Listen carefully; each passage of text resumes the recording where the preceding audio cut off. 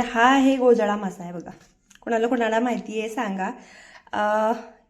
याचं वैशिष्ट्य म्हणजे वरून हा प्लेन असतो आणि गुळगुळीत असतो, त्यामुळे कट करायला ना जरी हा साफ करायचा म्हटला तर कट करताना हा सटकतो आणि कापण्याची शक्यता असते.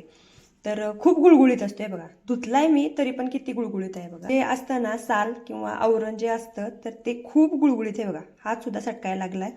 तर धुतलंय मी तरी सुद्धा आहे बघा किती गुळगुळीत आहे बघा. आणि आता ह्याचं पोट जे आहे तर हे आपल्याला साफ करायचं आहे आणि समोरचा भाग तोंड तुम्हाला ठेवायचा असेल तर ठेवू शकता, नाहीतर काढून टाकायचं. याच्यामध्ये एक असं मध्ये काटा असतो आणि नंतर छोटे छोटे बारीक काटे पण असतात. मला हे साफ करण्यासाठी हातातून सटकू नये म्हणून तुम्हाला एक ट्रिक सांगणार आहे. तर मी वरून हे पहिला धुवून घेतलेले आहेत. आता काय करायचं ते तुम्हाला दाखवते. तर हातातून चटकू नये म्हणून आता हे मी तांदळाचं पीठ घेतलेलं आहे. तर हे तांदळाचं पीठ ना वरती त्याच्या असं लावून घ्यायचं, स्प्रेड करायचं आणि थोडंसं लावून घेतल्यानंतर पुरं त्या माशांना ना लावून घ्यायचं. सगळं एकजीव झालं पाहिजे ते पीठ, म्हणजे सगळ्या माशांना लागलं पाहिजेत व्यवस्थित. म्हणजे काय होतं, त्याचा जो बुळबुळीतपणा असतो तो निघून जातो आणि कापायला मासे कट करायला सोपे पडतात आणि हातातून सटकत नाही. तर ही ट्रिक तुम्ही लक्षात ठेवा. कोणाला कोणाला माहिती होती हे नक्की कमेंट करून सांगा. हे बघा असं व्यवस्थित पीठ लावून घ्यायचं. ते काय शेवटी आपल्याला धुवून टाकायचं आहे, त्याच्यामुळे काय एवढं टेन्शन नाही घ्यायचं. तुम्ही म्हणणार की माशाला पीठ लावलं तर कसं म्हणजे येतं, तर ते धुवून टाकायचं आहे आपल्याला. फक्त ते कट करताना ना बुळबुळीतपणा हाताला लागू नये किंवा हाताला कापू नये म्हणून व्यवस्थित पकडायला म्हणून याला पीठ लावून घ्यायचं. आता हे लगेच आपल्याला कट करून घ्यायचं आहे. आता मी तुम्हाला दाखवते कट करायला कसं करायचं.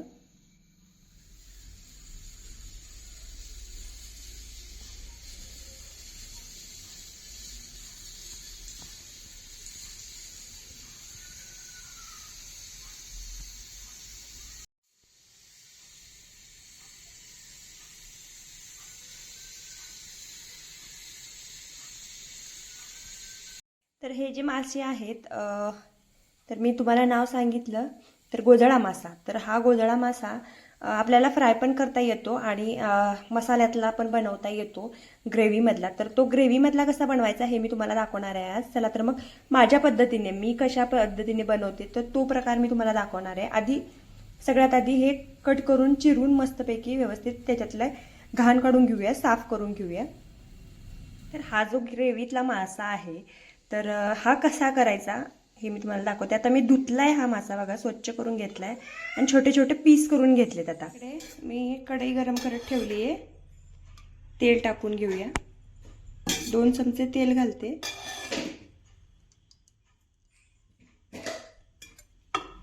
तेल मस्तपैकी गरम झालंय. कांदा टाकूया. एक मोठा कांदा घेतला मी बारीक चिरून. आता मी काय केलं, इकडे हिरव्या मिरच्या आणि एक लाल मिरची घातले आणि थोडीशी कोथिंबीर आणि त्याच्यामध्ये घातले मी लसूण घातलाय, एक मोठा गड्डा घातलाय. तर हे आपल्याला कसं अर्धवट मी वाटून घेतलंय बघा.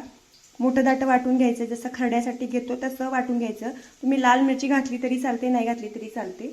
तर मी थोडासा कलर पण थोडासा लालसर यावा आणि टेस्ट पण छान यावी याच्यासाठी घातलेली आहे. तुम्ही घालू शकता, नाही घातली तरी चालते.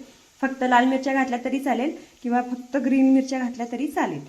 तर आता इथे मासे जे आहेत आपण व्यवस्थित साफ करून घेतलेत. तर ह्याला हा खरडा जो आहे तो लावून घ्यायचा आहे.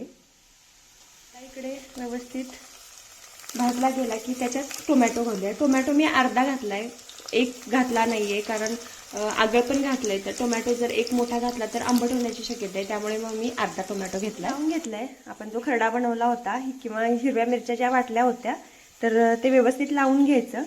मोठं दाटच वाटलेलं आहे, तुम्ही बघू शकता. म्हणजे आता अद्रकचा पण तुकडा टाकायचा वाटताना, लसूण आणि अद्रक. त्यानंतर आता इथे मी हिरवं वाटण तयार करून घेतलं होतं. त्याच्यात कोथिंबीर घातली नाही आहे बघा, बघू शकता कोथिंबीर नाही घातली. तर हे आपल्याला फोडणीत टाकायचं आहे. तर हे थोडंसं मुरू देत 1-10 मिनिटं. हळद, त्यांचं आता वाटण टाकून घेऊया.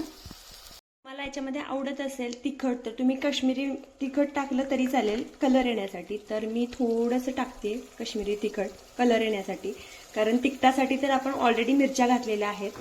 तर थोडंसं मी काश्मीरी तिखट टाकते. ऑप्शनल आहे, तुम्ही घातलं तरी चालेल, नाही घातलं तरी चालेल. आता मसाला व्यवस्थित शिजू द्यायचा आहे. एक 5 मिनिटामध्ये शिजला, त्याला तेल सुटलं की मग थोडंसं आपल्याला पाणी घालून घ्यायचं आहे. जास्त पातळ करायचं नाही, अंगाबरोबर ग्रेव्ही करायची आहे आपल्याला, त्यामुळे लक्षात ठेवा की जास्त पाणी घालायचं नाही याच्यात. ग्रेव्हीला तेल सुटायला सुरुवात झाली आहे बघा. आता आपण ते मासे जे आपण मिरच्या लावून ठेवलेले आहेत किंवा खरडा लावून ठेवलेला आहे, तर ह्याच्यात सोडून घ्यायचं आणि मग त्याच्यानंतर पाणी टाकायचं आहे आपल्याला. मासे आहेत तर हे टाकून घेऊयात व्यवस्थित. आता हलवून घ्यायचे आहेत. बघा मी केवढं टाकते. ताट जो मसाला लावला होता तर तेच ताट धुवून मी हे पाणी घालते. थोडंसं अगदी पाणी घालायचं, म्हणजे अंगाबरोबर आपल्याला ही ग्रेव्ही करायची आहे. आणि हा मासा कधीही लक्षात ठेवा लगेच शिजतो, 5 मिनिटात शिजतो. त्यामुळे गॅस एकदम मंद आचेवर ठेवा आणि हळूहळू व्यवस्थित शिजू द्या आणि झाकून मारून ठेवायचं. जास्त पाणी घालू नका, नाहीतर एकदम पाणी पाणी लागतं.